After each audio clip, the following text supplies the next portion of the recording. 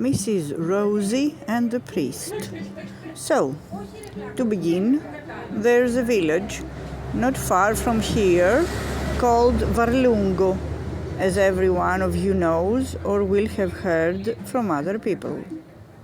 It had once a valiant priest, a fine figure of a man who served the ladies well. He was not much of a reader, but every Sunday he would spout wholesome holy verbiage beneath the churchyard elm to refresh the spirits of his parishioners. When the men were off somewhere, he would come visiting their wives more solicitously than any priest they'd had before, sometimes bringing religious bits and pieces, holy water or candle ends into their houses and giving them his blessing. Now, among the women of the parish, he took a fancy to. There was one he particularly liked, called Mrs. Rosie Hughes.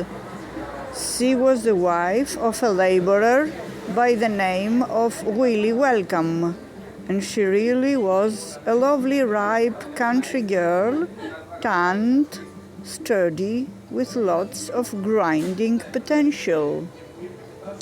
She was also better than any girl around at playing the tambourine, singing songs like "The Water's Running Down My River" and dancing reels and jigs when she had to, waving a pretty little kerchief in her hand.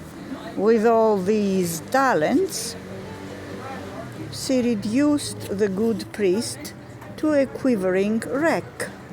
He would wander around the village all day trying to catch sight of her.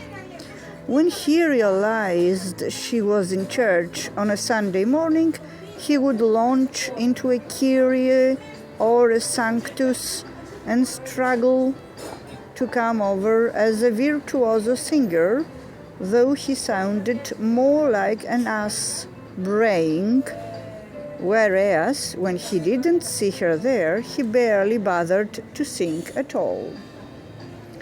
All the same, he was clever enough not to arouse the suspicions of Willie Welcome or any neighbors of his. From time to time, he would send Mrs. Rosie presents in an effort to win her over. Sometimes it was a bunch of fresh garlic, since he grew the best in the region in a vegetable garden he worked with his own hands. Sometimes it was a basket of berries, and now and then a bunch of shallots or spring onions.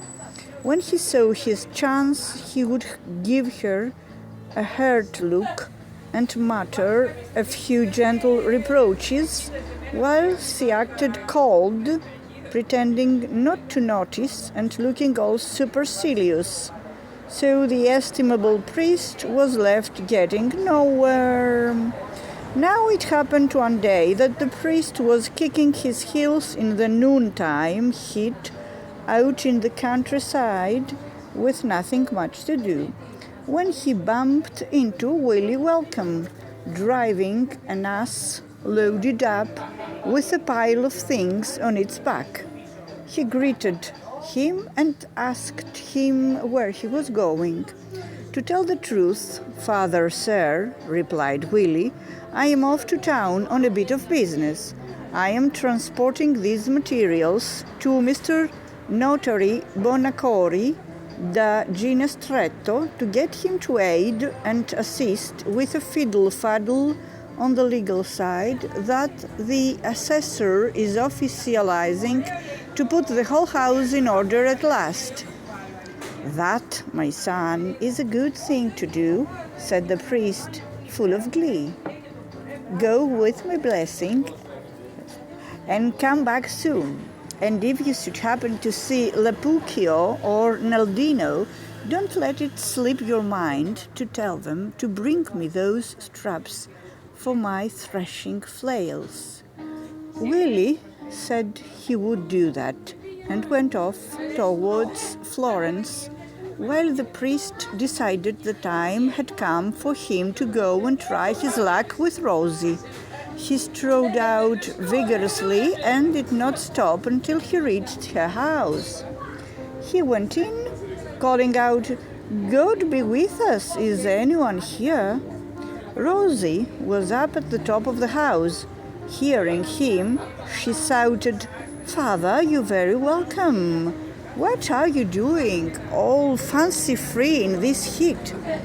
"God help me," said the priest. "I've come to spend a little time with you, having just met your man on his way to town." Rosie was downstairs by now. She sat and began cleaning some cabbage seeds her husband had sifted out a short time before. "Well, Rosie," said the priest, "must you go on being the death of me like this?" Rosie began to laugh. "Well, what am I doing to you?" she said.